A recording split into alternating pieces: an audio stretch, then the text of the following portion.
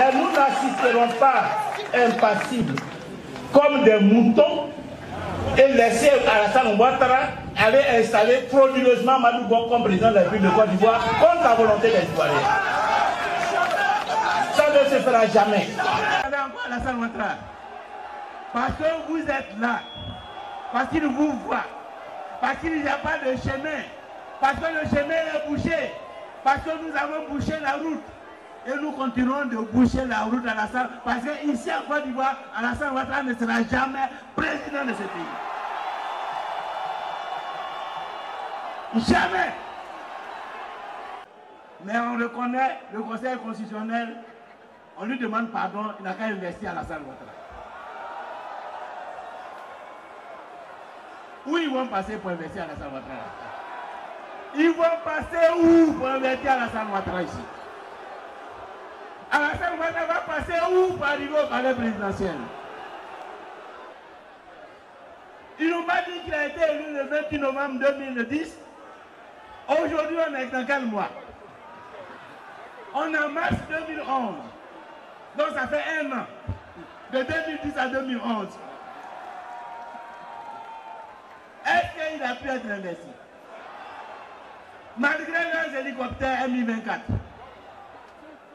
Malgré leurs chars, malgré leurs soldats onusiens, est-ce qu'ils ont pu installer Alassane Ouattara?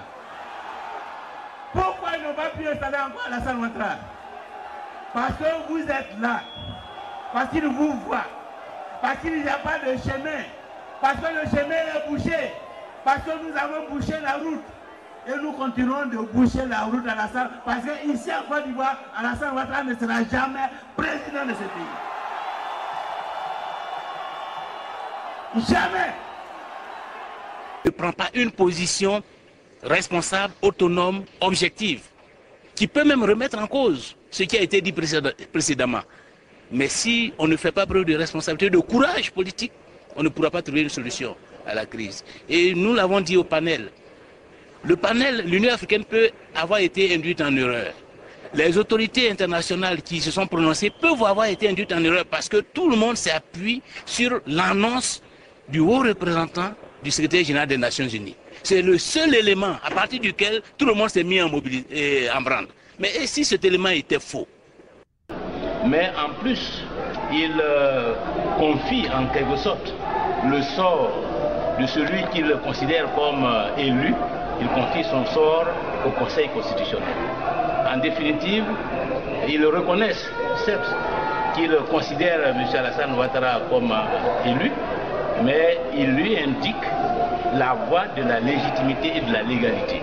Cette voie passe par le Conseil constitutionnel.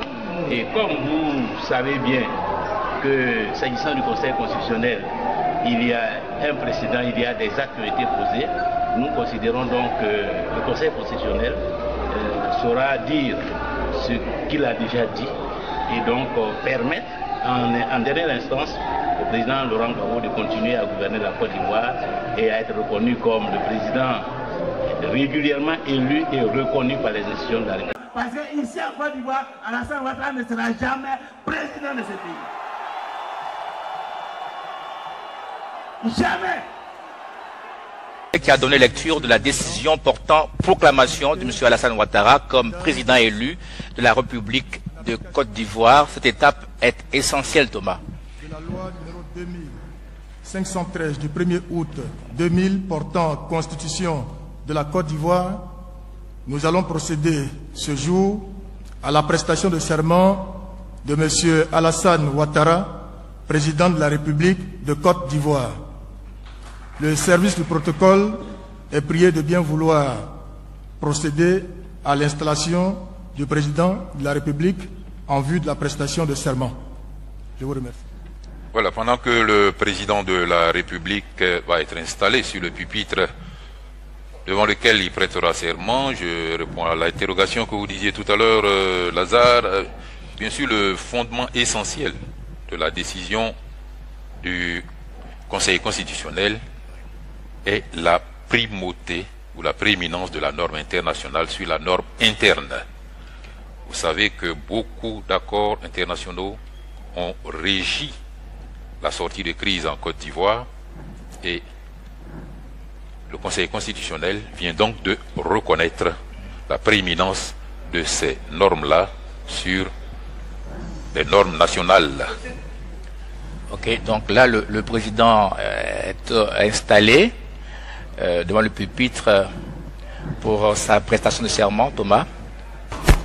Oui, le statut présidentiel, il l'a déjà parce que, en fait, comme en droit, la prestation de serment par écrit qui a été transmise début décembre 2010 au Conseil constitutionnel avait pour objet et même a eu pour effet de...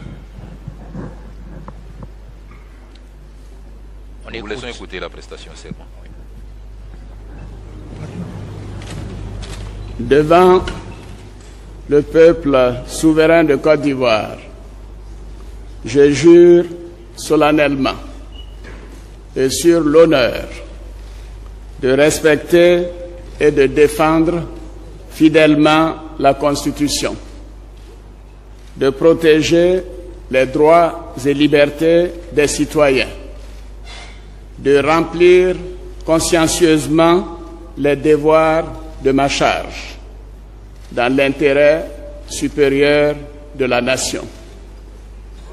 Que le peuple me retire sa confiance et que je subisse la rigueur des lois si je trahis mon serment.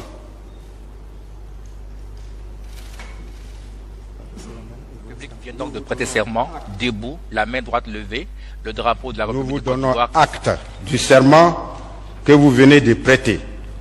Disons que du tout, il sera dressé procès-verbal pour être recouru en cas de besoin. Merci. Le Conseil constitutionnel vient donc lui aussi debout de recevoir le serment du président de la République et lui en donne acte. Maintenant, le président de la République va prendre place dans son fauteuil sur l'estrade dressée à cet effet.